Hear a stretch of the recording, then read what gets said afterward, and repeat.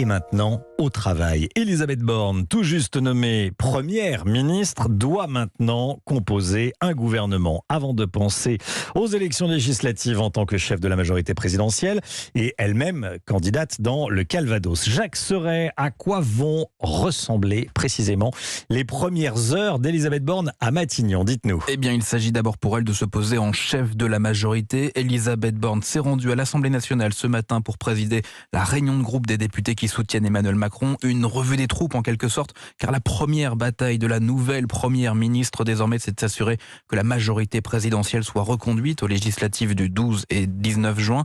La tâche qui nous attend est immense, a-t-elle lâché devant les parlementaires, confirmant au passage qu'elle maintenait sa candidature dans le Calvados. Dans le même temps, le dossier brûlant pour la nouvelle première ministre, c'est la composition de son gouvernement. Depuis hier soir, les tractations vont bon train et plusieurs responsables politiques de droite espèrent un rééquilibrage. Puisqu'Elisabeth Borne est classée à gauche, nombreux sont ceux qui font le pari qu'il y aura davantage de ministres de droite. Quelques membres du gouvernement Castex ont été sondés, ont reçu des propositions de portefeuille, mais de nouveaux noms circulent également. Ainsi, un poids lourd de la Macronie assure hors micro que Christine Lagarde, actuelle présidente de la Banque Centrale Européenne, pourrait intégrer le gouvernement d'Elisabeth Borne, auquel cas Bruno Le Maire quitterait le ministère de l'économie. Et signe que cette ouverture à droite se dessine en coulisses, le nom de Damien Abad revient avec insistance.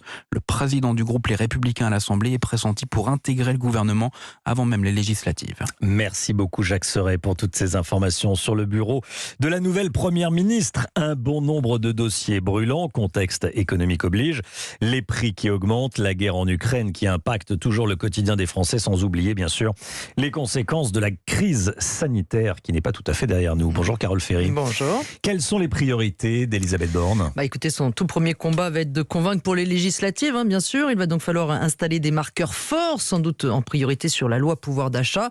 Elle ne peut pas être lancée tant qu'il n'y a pas d'Assemblée nationale, mais les principes peuvent être annoncés, développés. On en connaît les grandes lignes sur le bouclier tarifaire, le chèque alimentation ou encore le point d'indice des fonctionnaires. Il y aura derrière, bien sûr, la fameuse réforme des retraites.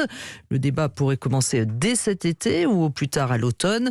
Les syndicats s'attendent en tout cas à affronter un adversaire coriace, selon le secrétaire général de Force ouvrière, Yves Verrier. C'est quelqu'un qui écoute, c'est vrai. L'échange est facile, aisé, direct, franc, mais le fait est que c'est quelqu'un qui n'est pas simplement sur la posture politique. Elle va dans les détails de ses dossiers, elle les maîtrise, donc on ne peut pas parier sur une insuffisante maîtrise technique de ses dossiers. Elle est effectivement dure en affaires, et donc elle sera difficile à convaincre, il faudra être à la hauteur, et on fera en sorte de l'être nous-mêmes convaincants.